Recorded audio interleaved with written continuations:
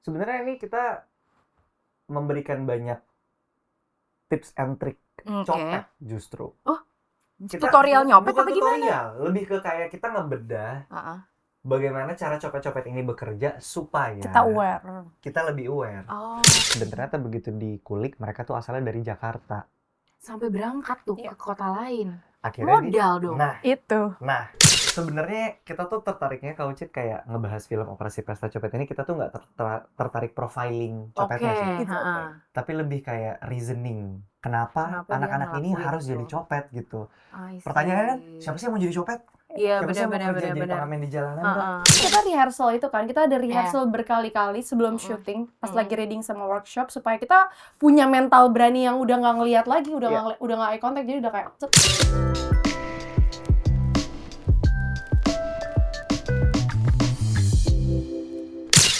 Halo, balik lagi di Show Up with Ucita Pohan Podcast.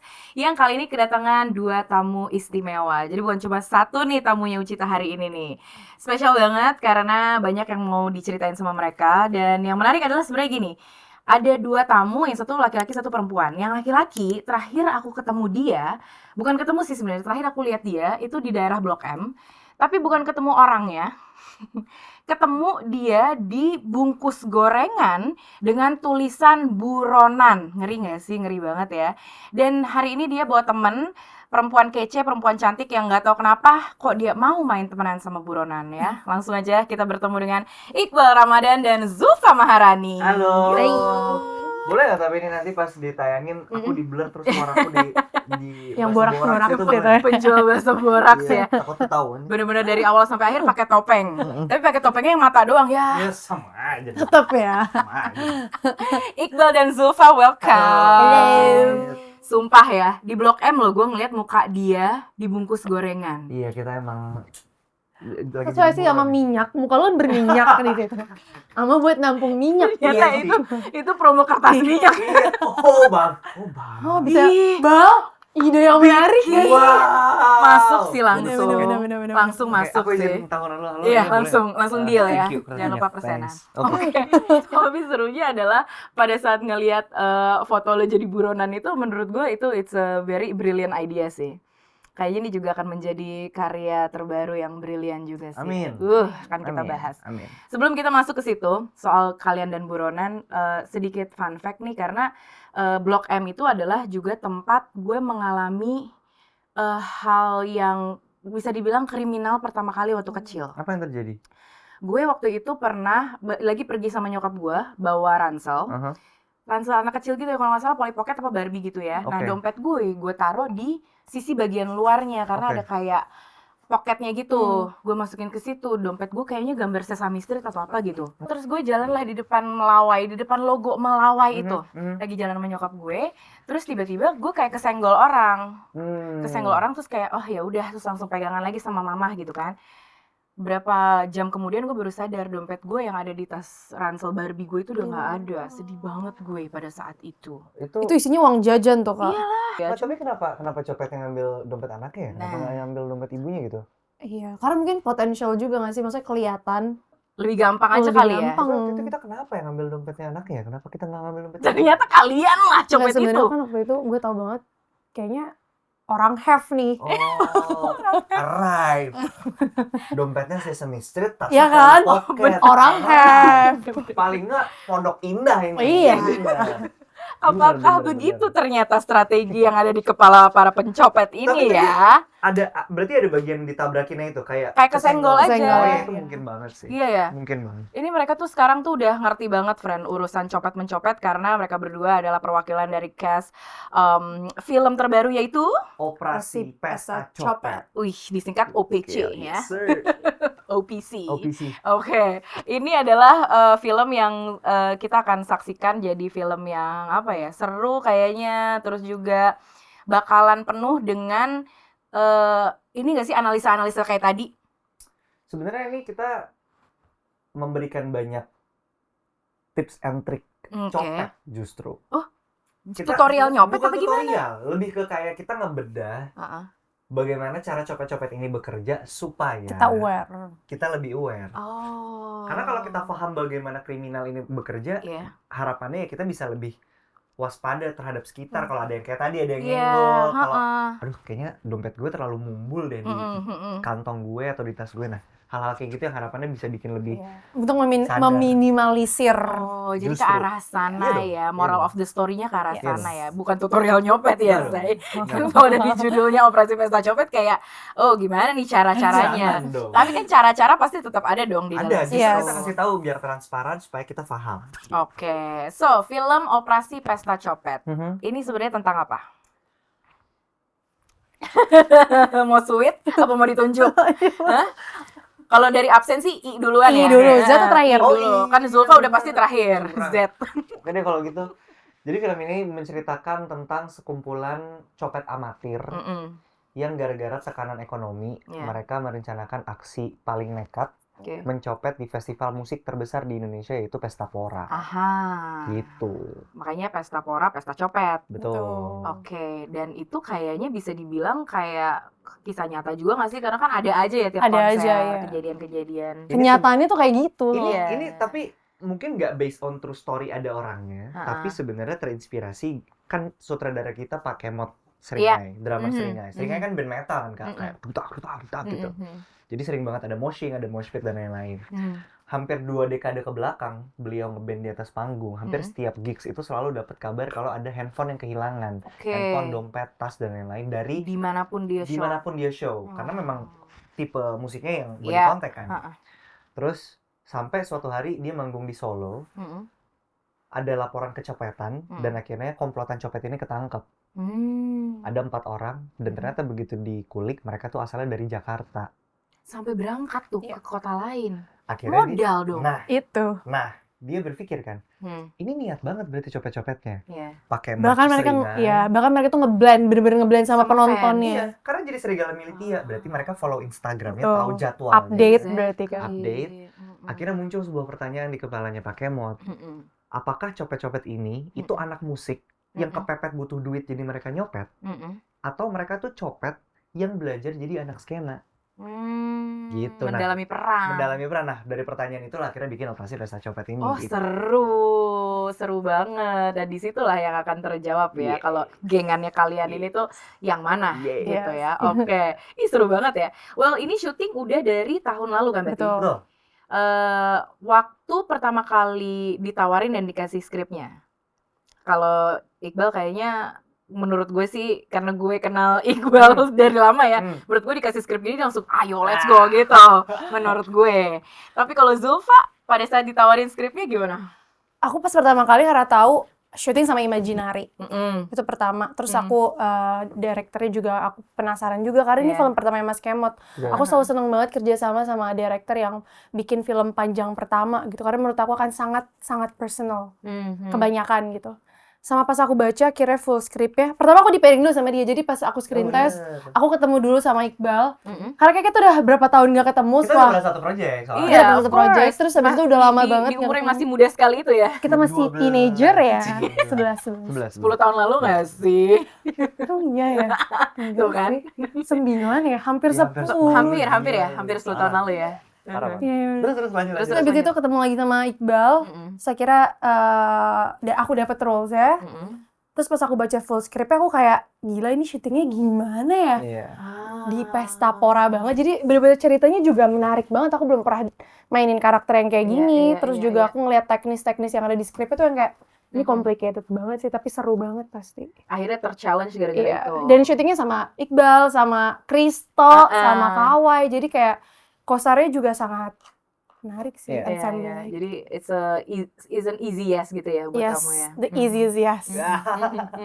Oke, peran yang dimainin sama Zulfa adalah Aku berperan sebagai Tia. Mm-mm. Dia ini salah satu komplotan copet amatir yang sebenarnya dia punya mimpi gitu, dia Iya. punya harapan untuk membuat hidupnya lebih baik. Mm-mm. Tapi ya dia kira harus terjebak bersama orang-orang ini. Ini menarik banget soalnya sebenarnya kita tuh tertariknya kalau Cid kayak ngebahas film Operasi Pesta Copet ini kita tuh nggak tertarik profiling Oke, copetnya sih, heeh.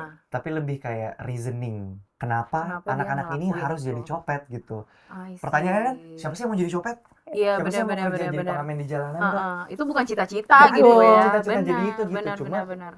ternyata ada beberapa orang yang secara kesempatan mereka nggak diberikan, pendidikan juga susah, pekerjaan apa lagi, tuntutan-tuntutan itu yang akhirnya bikin mau nggak mau, kayak tadi dia bilang terjebak gitu ya, iya bener sih. Akhirnya terjebak ya. Nah, kalau Iqbal memerankan Ijal benar ya? betul. Oke. Ijal juga ada singkatan sebenarnya kan, Apa tuh? Iqbal Jalanan. Ih, jangan lari. Ijal. Ih, jangan lari ya. Ijal lari. Nah, tapi ya si Ijal ini dia juga sama seperti Tia gitu atau karakter-karakter lainnya, dia juga punya mimpi untuk tidak tinggal di Jakarta Iya, sebenarnya. oke. Tapi ya Jakarta keras, kehidupan keras, susah untuk mencari uang. Jadi ya karena dia juga adanya hidup di lingkungan yang salah, punya abang-abangan yang toksik gitu bahasanya kayak wah, nih lu coba apa segala macam gitu. Iya. Akhirnya kena bad influence jadi mau nggak mau dia jadi copet. Nah, di poster tuh kan kalian ada berempat ya. Kalian berdua, terus ada Kristo dan juga Kawai. Kawai. Itu berarti kelihatan nih satu geng gitu kan ya. Tapi itu mereka tuh dari karakter ini dari background yang berbeda semua. Berbeda semua. Oh. Kebetulan mungkin ada di satu lingkungan ya. Yang sama. Oke. Karena biasa kalau kita hidup gitu kan kayak punya geng-gengan lah ya, satu lingkungan gitu sih paling. Tapi backgroundnya beda semua. Oke, background beda semua. Dan tadi menarik sih pas Iqbal bilang kayak profiling orangnya nggak diperdalam segitunya atau kayak dibahas terus, tapi lebih ke apa yang membuat satu momen mereka ngeflip akhirnya ya udah mau nggak mau ada di situasi ini gitu kan. Dan itu kan berarti lumayan berlayer ya. Maksudnya mengenali si karakternya dulu, habis itu pas sebagai cast gitu ya, mengenali karakternya dulu, habis itu mengenali si karakter ini mengalami sesuatu yang kayak ngeflip gitu, dan ada di keadaan yang terpaksa. Kayaknya berarti pendalamannya agak lebih rumit atau gimana pengalaman kalian?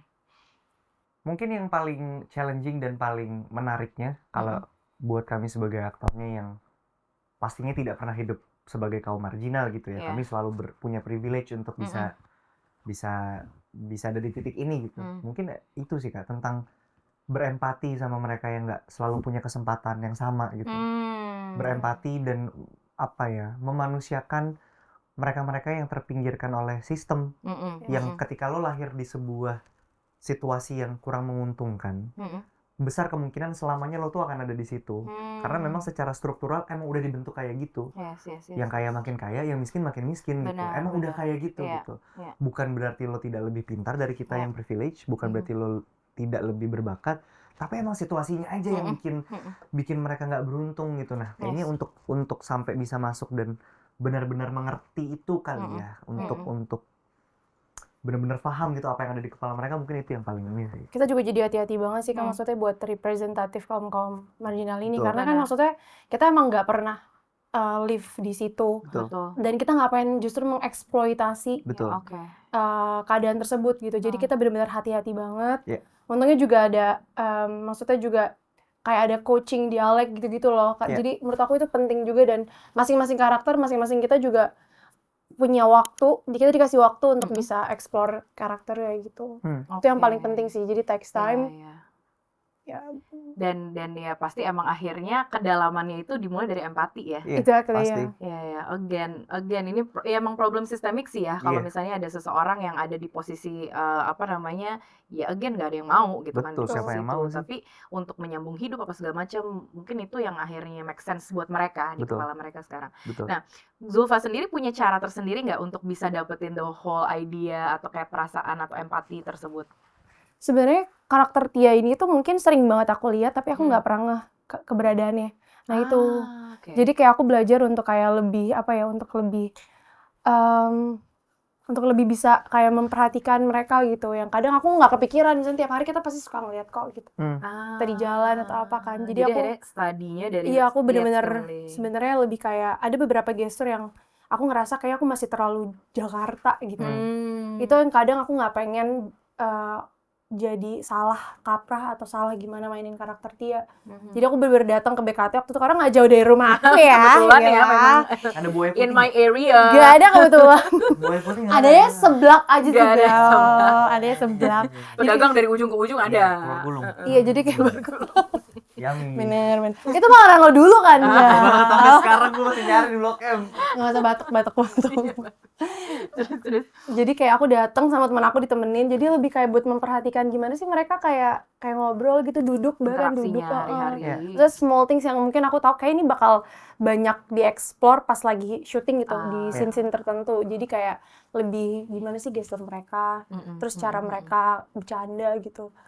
Itu sih yang menurut aku penting untuk bisa kayak nge-capture dan merasa mereka di-representatif gitu. Jangan sampai salah lah. Ya, betul. Jadi kayak, ini mah masih Jakarta nih gitu. Aku Acting banget nih. Ya emang aktor ya. Kebetulan. Bener sih. Jadi dia bahas soal diksi. Itu tuh salah satu yang paling seru kesan. Betul. Kita kan anak timur nih ya. Iya. Ternyata diksi itu berbeda tergantung lokasi geografisnya, Kak. Oke. Jadi misalnya bahasa timur yang kita pakai misalnya kayak Garadanta gitu, ke Gadanta, ngerti nggak? Enggak. Aduh. Itu bahasa G. Enggak, itu Bukan. bahasa Bekasi Timur itu Bekasi gitu. Timur ya. Nah, itu aja beda. Oh. Aku sebagai yang timur belum Bekasi sama Bekasi. Itu aja beda. Jadi Wow. itu poinnya. Iya, itu bahwa ternyata Bekasi, Jakarta Timur, Cirende, Cinere, Iya. Lengkoa, itu tuh Bahasa semua beda. slangnya lain lagi. Slangnya beda-beda. Bagian dan yang bagian. Bagian tuh apa? Labagen. Nah itu tuh semua tuh berbeda. Oh, tuh masa ketawa karena dia mana Berarti dia perempuan loh. dari area tersebut. Perempuan deh. Jadi Rempah. itu poinku, Mas. Berarti kan setiap daerah punya slangnya masing-masing. Iya. Sedangkan film ini kan film nasional kan, Kak? Iya, harus Bagaimana dimengerti. Exactly. Bagaimana kita bisa bikin karakter juga yang secara diksi cukup representatif tapi juga tidak menspesialkan salah satu region gitu. Oke. Gitu. Itu salah satu yang paling menarik tuh dibahas tuh. Risetnya banyak ya berarti ya ini ya. Nah, inget banget sampai kayak ada Bang Awe, dia komedi konsultan dan Komedi coder konsultannya juga, Awe, oke. sama Ko Ernest, Iya. terus sama Iqbal, terus mereka yang kayak diskusi, tapi ini gini, tapi ini kalau di timur kayak gini, tapi ini di utara kayak gini, gue kayak Koko tuh semangat. Jakarta apa deh? Jakarta Barat. Semangat. Pokoknya jadi kita kayak diskusi dialek gitu karena ya beda-beda. Ternyata kan. beda-beda ya. Gokil ya sebanyak Artis itu. Selon buat Koko sama artis Selon buatku tuh beda gitu loh, Kak. Sumpah gue udah bener-bener roaming banget nih. Nah, kan?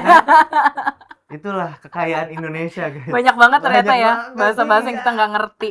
Oke, tapi untuk sampai akhirnya diputuskan gitu ya. Oh ini apa namanya diksi-diksi yang dipakai yang ini nih yang kayak representatif tapi nggak satu area banget gitu. Itu apa namanya one thing gitu. Another thing adalah untuk bener-bener kalau tadi Zulfa bilang sampai cara duduknya aja pas segala macam diperhatiin. Nah, karakter Ijal ya di sini itu kan yang jadi first hand copetnya first hand itu kan. Iya. Benar nggak sih? Kita semua Kalau nyopet dari sih. semuanya tuh Semuanya nyopet. melakukannya. Iya. Nah, berarti kalian juga harus punya skill yang tadi dong yang kayak orang nyenggol gue Nyopet itu. tahu. Latihan dong berarti kalian. Coba cek HP dulu. Anjay. Di mana HP gue? Ini juga iPad bisa hilang nih tiba-tiba. Coba cek HP-nya dulu Mas Yogi. Enggak, HP-nya ada pas lihat kok pulsanya habis. Dia bisa transfer. Hacker dong, bukan copet, Mbak. Iya, Beda, bisa. Mbak. Beda dong. Bisa nambah Pokoknya mobile scam banking. ya. Jatuhnya. Mobile banking keluar semua. Lunor redeem. Oh gitu. Sorry. Mas tolong editor. Itu hacker. Oh ya, sorry. Tapi kan nggak usah ya, Bang. Oke. Oke. Gimana, Gimana? Itu kita belajar. Hmm. Jadi satu hal yang Ko Ernest sebagai produser sampein ke kita semua dari awal adalah dia tidak mau film ini yang melakukan aksi copetnya itu editor. Oh, jadi Dalam kayak arti adegannya diambil aja pas di apa sih pas close up-nya gitu Betul. ya. dia nggak mau kita cuma tadi tabrakan tiba-tiba dompetnya pindah. Iya, Dia nggak iya, mau. iya, Itu yang iya. nyopet editor menurut dia. Oke. Terlalu canggih. Oke. Jadi dia pengen kita tuh tanpa stuntman, dia mau kameranya nggak banyak work, tapi kita beneran bisa melakukan aksi copet itu. So, salah satu yang paling panjang di proses pra-produksinya adalah belajar nyopet. Seru banget belajar nyopet. Tekniknya gimana maksudnya belajar nyopet tuh kurikulumnya gimana belajar nyopet coba? Kita Apa tuh waktu itu dulu? dari bab 1 tuh. Ada Pokoknya teorinya dulu terakhirnya ada kah? tesisnya lah ya. Iya, iya. Ada teorinya dulu kah, kelas kah? Jujur apa kita gimana? ada teori kan ya? Iya, teori. Iya, Jadi ada jadi kita tuh diajarinnya sama magicians, Kak. Oh, pesulap. Kan pesulap suka ada yang di atas dia diajak atas panggung terus tiba-tiba Iya, jam lu nih gitu. kecepatan tangan kan Iya. katanya kalau pesulap tuh Tapi itu tuh juga istilahnya. memang ada teorinya, teori misfokus, distraksi gitu. Iya, Itu tuh iya, ada iya. mindsetnya gitu. Jadi nggak cuma kecepatan tangan tapi juga memang mentalnya yang dilatih gitu dari awal. Mental untuk kayak nggak kelihatan obvious banget gitu ya. Betul. Oke, yang paling diingat sama Zulfa sampai sekarang dan masih bisa dipraktekkan. Aku sebenarnya bagian mengalihkan perhatian ya. Tapi nggak belajar ngelukis. Tapi ada satu skill tuh pakai mood tiba-tiba yang kayak lo yang ini ya, yang ngambil gitu. Terus gue kayak Pak bisa, oke. Tiba-tiba itu sih. Bisa dong, itu cepet banget loh, Bel. Oh iya. Kan lo sama berhasil Risto tuh, yang nggak nyadar dia? Enggak, sebenarnya kan itu jadi tuh sebenarnya kita ada punya job desk masing-masing. Kayak keseringannya tuh aku nada atau nggak mengalih. Terus apa itu menada mengalih? Sabar. Ilmu lagi. Ilmu dong, biar daging semua di sini. Jadi mencopet itu nggak mungkin sendiri. Oh gitu? Itu tuh start with untuk memulai copet itu nggak mungkin sendiri, minimal bertiga. Oke. Kata masnya benar. Kok tahu? Pernah jadi korban apa pernah belajar? Kok tahu dia teorinya? Tujuh. Dia kayak benar. Kok tahu? Jangan-jangan diri satu. Iya makanya. Jadi ada. Maksudnya kita berangkat dulu ya? Coba cek handphone kalian. Dibalik gokil. Jadi nyopet itu minimal bertiga. Ada yang ngalih, misfokus atau distraksi. Oke. Yang nabrak Kak Ucet waktu itu ngalih. Oh bukan dia yang ngambil? Yang ngambil tuh namanya mutus. Yang ngambil namanya mutus. Oke. Yang megang barangnya namanya nada. Oke. Sering terjadi di berita itu, orang digebukin karena berasa waktu dia nyopet, tapi begitu digebuk nggak ada barang bukti kan. Oke. Karena emang barangnya udah nggak di dia. Gitu. Barangnya tuh udah nomor 3. Tia itu seringnya nomor 1 atau nomor 3 tadi. Mengalihkan. Betul. Mengalihkan atau dan menada. Atau menada. Betul. Oh, tapi emang kalian teamwork banget ya. Betul. Solid. Chemistry-nya tuh harus tight kan. Karena udah nggak perlu eye contact, udah tahu kayak udah tahu orangnya mana yang mau kita copetin gitu. Oke. Dan sebenarnya kan kita rehearsal itu kan, kita ada rehearsal berkali-kali sebelum syuting, pas lagi reading sama workshop, supaya kita punya mental berani yang udah nggak ngelihat lagi, udah nggak eye contact, jadi udah kayak tahu. Terus udah tinggal buka tas, masukin udah kayak gitu. Wow, berarti pas lagi latihan pun dan selama syuting pun, apakah kalian tetap latihan dengan mengambil barang-barang? Justru aku amazed juga sama dia sama Kristo nih. Mereka berdua tuh udah smooth banget yang kayak justru lebih cepet mereka ketimbang kamera. Itu gue kayak itu bener. Malah nggak keambil dong, malah jadi harus ulang. Iya kan? Jadi justru buat kamera kayak boleh nggak buat kebutuhan kamera agak lu lebih pelan aja. Iya. Lu lebih santai gitu karena Terlalu cepet jadi kayak nggak kelihatan. Terlalu jago tuh. Terlalu jago. Tidak baik ya Bang. Gitu. Kru tuh gue copetin nggak? Iya. Serius, Iya. berapa orang? Terus gue kayak jadi korban lu. Gue kayak Bel, ini lebih kayak lu riset atau jatuhnya udah klepto nih sama Kristo nih isengnya udah keterlaluan Kalau nih. mindsetnya dibalikin lagi ke awal sebelum syuting ya. Karena gue ngerasa kayak ketika semua karir ini nggak Aduh. gue masih bisa. Ternyata dia coy. Tapi nggak mesti jadi pesulap. Oh benar. Nah tapi kayak apa ya? Maksudnya akhirnya benar-benar ketika masuk ke karakternya si Ijal di Operasi Pesta Copet ini maksudnya jadi kayak mengerti tentang kebutuhan dan adrenalinnya itu sih. Tentang karena mendebarkan ya, mencopet itu tuh mendebarkan, menegangkan karena kalau lu ketahuan in real life ya lu habis digebukin Kak gitu loh. Iya, serem sih. Serem banget gitu tapi maksudnya adrenalin rush. In a way karena gitu. Karena taruhannya nyawa kan. Iya. Tapi in a way kayak gitu loh Zul. Maksudnya ketika udah masuk nih kan menjadi karakternya dan udah itu jadi kayak wah gue mesti nekat kalau nggak gue nggak makan. Iya dong. Syuting sih kayak gitu sih. Mesti nekat. Adrenalinnya harus dilatih, belajar untuk dikontrol sebagai si Ijal atau si Tia dan teman-teman ini. Karena kalau nggak ya gue mau makan apa hari-hari. Iya benar. Dan saking mendalaminya karena emang udah masuk ke Ijal ya pada saat itu, si Ijal ini katanya pernah sempat ketangkep sama satpam di Pesta Pora beneran. Justru nggak ditangkap. Jadi gimana ceritanya? Justru ditahan sama security Pespor. Kita lagi syuting di Pesta Poranya. Iya. Salah satu tempat itu jadi set syuting kita. Aku mau masuk ke setnya terus ditahan sama security-nya. Dibilangnya apa? Maaf mas, lagi ada yang syuting. Muka lu terlalu berminyak, Bel. Itu saya Pak. Jawaban lu apa? Jawaban lu apa? Jawabannya apa? Cover. Jawaban lu apa? Oh iya udah, abis itu aku pulang akhirnya syuting gitu. Udah deh. diketawain. ada body double ya? Ternyata body double. Lu juga ada gila.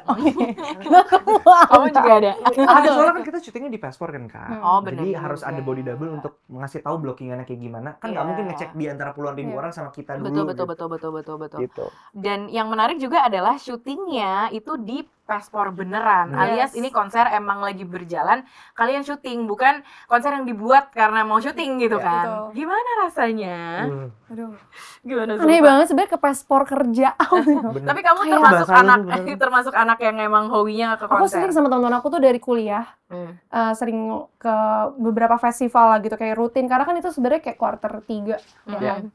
Paspor tuh jadi kayak sering banget lah. Terus tiba-tiba kayak ke paspor kerja tuh aneh ya. Mungkin kalau Iqbal tuh kayak gue kerja biasanya. Gue kan biasanya nonton aja gitu. Tapi kerja dengan skala syutingan 4 kamera. Beda lagi sih. Beda. Sama kerja yang kayak misalnya ke paspor ada brand apa, tapi ini tuh manggung, malah lain ya, atau even manggung. beda. Iya Beda benar. Kayak apa tuh pengalamannya tuh? Sebenarnya bukan aneh ya, tapi lebih kayak Kamu pasti ketemu teman-teman kamu dong. ketemu. Terus mereka kayak Jadi ada sini aja sama kita, jadi sebenarnya gitu. Waktu itu aku sebenarnya nggak terlalu syuting di hari H banget sih ya. Iya, kita ada syuting yang Ham sebelumnya. Jadi kayak covernya tuh pas di muka-muka kita tuh di sebelumnya. Tapi yang menurut aku lebih unik tuh karena justru pas syuting sebelum paspor. Karena kita berhadapan dengan extras 500 orang. Wow.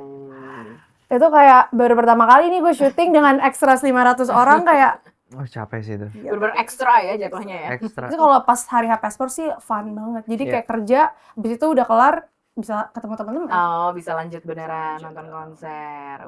Iqbal gimana, Bel? Sama sih kayaknya emang lebih seru yang di bagian mungkin lebih deg-degan yang hari H. Tapi kan karena kita kerja sama bos kreator, jadi kita tuh juga syuting Hamin sebelumnya nggak? Iya. Hamin 3 ya masalahnya. Kita tuh udah masuk buat pakai settingnya. Udah pakai settingnya, panggung udah jadi, lighting, visual udah kita pakai. Tapi kita barengan sama boot. Lagi loading gitu. Oh iya, gitu. Nungguin kita syuting. Terus ya udah itu yang paling challenging karena kita itu tadi mesti beradegan jam 2-3 pagi karena syutingnya kebalik butuh waktu malam kan. Oh iya benar harus gelap ya. Gelap, dengan 500 extras di kondisi yang ceritanya memang paspornya sedang berjalan gitu, itu yang paling challenging karena si ekstrasnya ini somehow gue tuh sama merasa itu tuh beneran penonton pesta pora. Berarti mereka energi levelnya juga ini banget ya? Itu satu sama looks mereka sih Kak. Oh, believable. Parah. Jadi sampai beberapa teman-teman show director atau kayak vendor panggung gitu, mereka tuh yang kayak ini udah buka tuh gini, udah ada penontonnya gitu. Saking looksnya tuh mirip banget sama penonton paspor. Meyakinkan banget. Banget. Berarti kita juga nanti penonton nggak bakal bisa bedain ya mana yang hari mana, nikmatin aja. Well, selain di paspor berarti adegan-adegan lain diambil kalau yang di foto poster itu kan kayak di kayak di Bronx di gitu tempat. Iya, ada yang rel kereta gitu nggak sih? Ada rel kereta tuh kita syutingnya di Petamburan. Terus kalau yang set bis yang di official poster itu kita di Jungle. Oh iya di Jungle ya? Jungle gila, jauh banget. Oh iya ya? Gila, kelingan jam berapa gue berangkat? Gue sih tidur pantesan. Coba. Bangun tidur kayak belum nyampe ini di Jungle. Parah sih. Itu lihat setnya aneh sih, kayak nyari rongsok bus. Parah. Normal banget tuh di set gitu. Tapi ya itu di Jonggol, kita ada di Pintu Air, Pondok Indah. Oh iya, Pintu Air Pondok Indah. Belakangnya Pondok Indah Mall banget. Pondok Indah Mall berapa? 3 ya? 3 ya. Pondok Indah Mall 3. Ada apa? Belakang Pintu 3 tuh ada sebuah perkampungan kumuh lah. Oh gitu. Ada Kak. Sebuah kejanggalan ya. Berarti kan itu jalan panjang ya? Wah, aku nggak tahu sih. Ujungnya. Kalau Pintu 3 belakangnya ada di situ. Itu tuh ada perkampungannya lagi Kak. Jadi kontras banget. Wow. Salah satu mall paling paling hits, paling fancy besar, gitu di Jakarta. Di belakangnya tuh ada masih perkampungan kayak gitu. Ketimpangan yang iya. Dan dari situ juga pasti ada ya keluar tuh ya jadinya perasaan-perasaan yang banget lah, karena ini lagi ngeliatin anak-anaknya mainnya di bendungannya, di pintu airnya gitu. Tapi kayak suasana belakangnya tuh backgroundnya tuh ya pondok indah gunung-gunung gitu. gedung-gedung tinggi gitu. Gitu. Wow, seru banget ya pengalaman syuting ini ya. The best. Jadi nggak sabar nih mau menonton. Tayang mulai tanggal berapa sih? 27 27 Agustus. Oke, kita sabar-sabarin deh ya, kita tonton tuh 27 Agustus. Tapi kalau versi Zulfa, kenapa sih kenapa Zulfa pengen orang nonton OPC ini, Operasi Pesta Copet, itu karena apa? Coba. Menurut aku film ini sangat penting sih untuk banyak orang yang mungkin sekarang ngerasain hal yang sama in this economy. Kayak ya itu sih, sama mungkin ini pokoknya bukan film untuk kalian tutorial jadi copet. Ini justru untuk kalian lebih aware, sama mungkin juga lebih ngerti, mungkin lebih ngerti orang-orang yang kita jarang akui keberadaannya dan kita perhatikan keberadaannya gitu. Yang berubah dari kamu sebelum syuting sama setelah syuting apa menurut kamu? Wah, aku setiap liburan sekarang aware banget sih sama barang-barang. Bagus. Lu dari Paris lagi kemarin ya? Wah, tapi kalau misalnya sebenarnya kalau orang Indonesia pergi ke Eropa itu tuh tinggal nginget aja kayak waspada Tanah Abang, waspada Blok M gitu. Jadi udah terbiasa kita tuh untuk waspada. Sebenarnya lebih kayak karena udah biasa dulu kuliah naik KRL juga sih, Kak. Jadi punya mental yang udah biasa kita switch di Manggarai. Iya, Kak, bener. Harus gak relate. Kamu relate gak? Manggarai? Oh iya. Itu kayaknya copet-copet Paris juga ngeliat lu. Oh, Indonesian. Lama juga. Terus habis itu kayak Bekasi people. Vacation. No. Enggak deh. Terlalu jago dari gerak-geriknya dia sudah menutup semuanya gitu. Kayak udah ada gembok banyak gitu. Nyopet. Iya, kok bisa sih? Copet lah, tuh dia deh. Itu sih. Lebih aware sama lebih jadi kayak memahami situasi yang justru aku mungkin nggak pernah aku sadarin tuh sebelumnya. Jadi lebih ngerti. Tapi bukan menormalize ya, tapi jadi lebih punya empati sih. Oke. Menarik. Kalau versi Iqbal gimana? Karena ini mungkin bisa jadi film paling nekat yang pernah aku pribadi lakukan. Secara keaktoran gitu, transformasi yang terjadi. Secara role di film ini juga pertama kali menjadi produser. Nekat juga untuk imaginary. Karena To Date adalah filmnya yang paling mahal. Gitu. Produksiannya. Oh, bener nekat berarti. Nekat untuk sutradaranya bikin film panjang pertama dengan skala seperti ini. Nekat buat pesta poranya karena membolehkan kita syuting di hari H-nya bersama 100.000 orang. Nekat buat semuanya sih, dan nekat kayaknya buat penonton Indonesia untuk dapetin experience di copet di bioskop kayak gini. Perasaan itu akan kita dapet ya. Oke, nice banget. Thank you so much Zulfa dan juga Iqbal. Terima kasih. Semoga lancar untuk Operasi Pesta Copetnya. Kita nantikan, kita nonton, dan apalagi nih mungkin yang mau diingetin ke penonton, mungkin tutupan dari Iqbal kali. Soal copet-mencopet ini, pesan. Bang Ijal. Ini nggak apa-apa, boleh nanti muka kita di blur di high pitch juga nggak apa-apa. Tapi ini pesan buat lo yang lagi nonton ini, awas dompet, awas kantong, selalu fokus, jangan meleng, jangan bengong, jangan sampai amsyong, jaga HP, jaga dompet, jaga kantong, terus hati-hati, dan sampai apa itu, sampai lupa gue, kecopetan diri gue. Sampai nanti kita ketemu di bioskop 27 Agustus 2026, Operasi Pesta Copet, Operasi Pesta Copet, Operasi Pesta Copet, Operasi Pesta Copet, 27 Agustus, Operasi Pesta Copet, Operasi Pesta Copet. Itu tadi friend obrolan kita bersama dengan Iqbal Ramadan dan Zulfa Maharani. Jangan lupa ditonton filmnya, dan juga jangan lupa dengerin terus Show Up with Uchita Pohan di on air di Female Radio setiap hari Senin sampai Jumat jam 8 sampai jam 10 pagi. Dan kalau mau nonton episode lainnya ada di YouTube kita. Untuk podcastnya bisa juga didengerin di Spotify. Dadah!